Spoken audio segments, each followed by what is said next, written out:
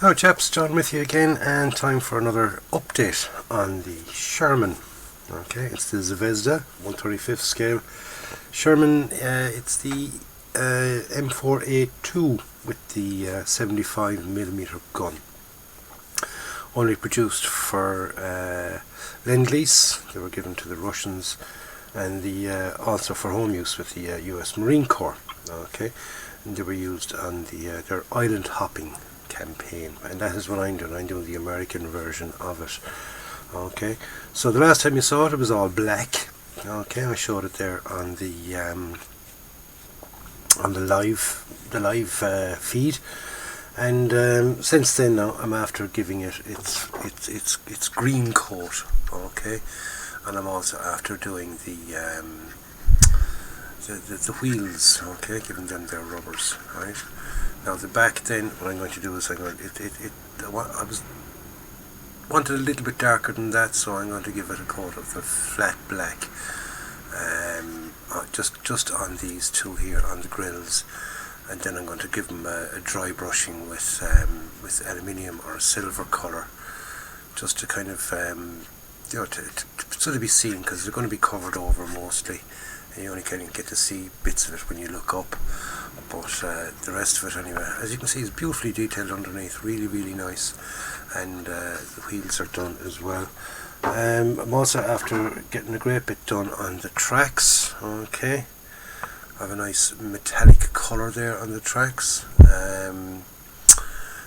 They're actually showing a pretty grey now there, but they're actually a bit more reddish, dark browny kind of a colour to them.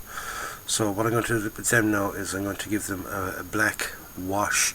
That should sort of fill up the little bits of detail on it, and give it a very light brushing, a dry brushing with silver, just to kind of just show it's metallic, really, more than anything else. When it comes into the return idler wheel and the drive sprocket, I'll just give them an ordinary wash, and that'll just highlight the few little bits and pieces that are on it. Then I'll fit them to this, and then I'll weather the whole lot, the whole lower section. And the lower section then is all weathered and ready. What I can do then is I can attach the top to the bottom. Okay, it'll go on something like that. Clunk, click, clunk, clunk. And as you can see from what I was talking about at the back there, you only really get to see a very small bit of it. It's kind of a wasted effort to a certain degree, but just in case, because I am going to be able to say, pick it up and go, look it under there, you can see under there if somebody actually does lift it up. Same with the underneath side.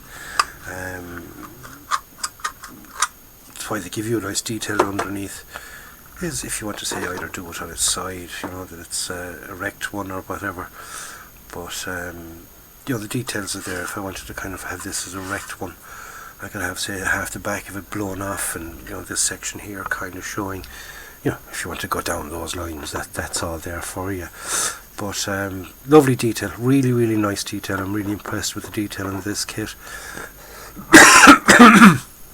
As to the fit as well, it's very Tamiya-like in its fit. Everything fits in place, everything works, and like I said again, the detail on it is absolutely gorgeous. It really is nice.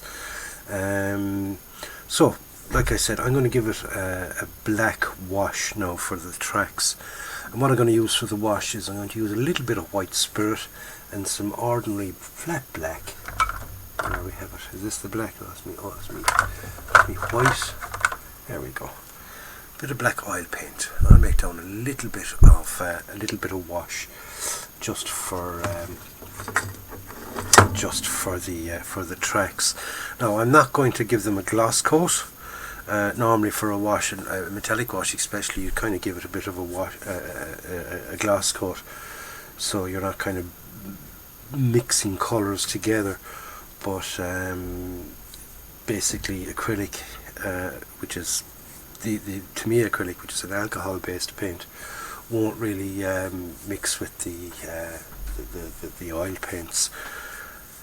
and for the effect that I want it to get darker and, you know, to show up, especially here on these sections here. I want them to be kind of grimy, rather than, say, the slightly different than the upper hull, which will be a little bit lighter. Just gets dirtier and darker in there as well, so it's just to sort of show the shade and all that kind of stuff. So hopefully now next time you'll see it, I'll have the tracks all on and in place, weathering done on the whole bottom section, and we can then put the top to the bottom and then get that all masked off and get the rest of the vehicle painted. Started off putting down some base colours on the still coming off on the stowage, but unfortunately I used oil paints just because I wanted to get different variations and things, and I'm after making a total hames of it, so I'm going to have to kind of clean that off and restart that all over again. I mean, I did that now Friday night, and today is Sunday evening, and it's still just barely have to do a touch off it and off it comes. So shall we say that was an experiment gone wrong, but I said I'd give it a try anyway to see how it would work out, and I wasn't, shall we say, it didn't work out. It's simple as that, it didn't work out. So I'll have to sort of go for a different plan of action on them. I'll have to use acrylic paints on those items, so it's just a case of what I might do is just soak it in a bit of white spirit just to clean it all off and start all over again. That's if I can start off all over again. Hopefully I haven't sort of ruined it to the stage where I can't get it off, or it just comes off and just smudges everywhere and never dries. So you know, that's the joys of experimentation. We try different things, and sometimes they work out and sometimes they don't, and this time apparently they didn't. So I'm going to leave this update at that. I'll talk to you again when I get the bottom section done, and we can have a quick look at that before it gets masked off, and before we sort of start spraying on the main body itself. So thank you very much for taking your time out to watch this thing. If you have, thank you very much. I appreciate it. I really, really do. And don't forget to like and subscribe, and also to hit the bell to be notified as soon as I have another video uploaded. Because you know, doing things like that and watching the videos, that sort of helps out the channel. You know, it helps me out as well. So I do appreciate it, lads. I really, really do. Thank you very much. And I want to thank everybody who joined me on Friday night for the live show. Went a little bit better, sound was a little bit better, and I thought things went a little bit okay, apart from the couple of trolls that we had. But you'll get them everywhere. You will get them everywhere. I kind of needed a second set of eyes and a second set of hands, really, to be kind of keeping an eye on the chat and just to kind of knock those guys off. It's easy to do, but it's just I kind of I wouldn't say I panicked, but I sort of got flustered there, and I didn't really know what to do about it. And I was trying to read the people's comments, and I kept coming across these two assholes having their little fun and games.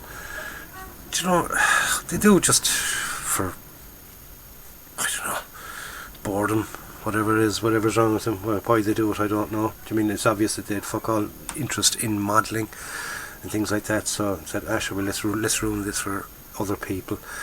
But you know, that's what these people are like. So anyway, lads, I'll leave you and love you. I'll catch you on the next one. So in the meantime, enjoy your modelling, stay safe, be nice to one another, which is the main thing, unlike those two chaps Friday night, which weren't nice. And I will see you all again very, very soon.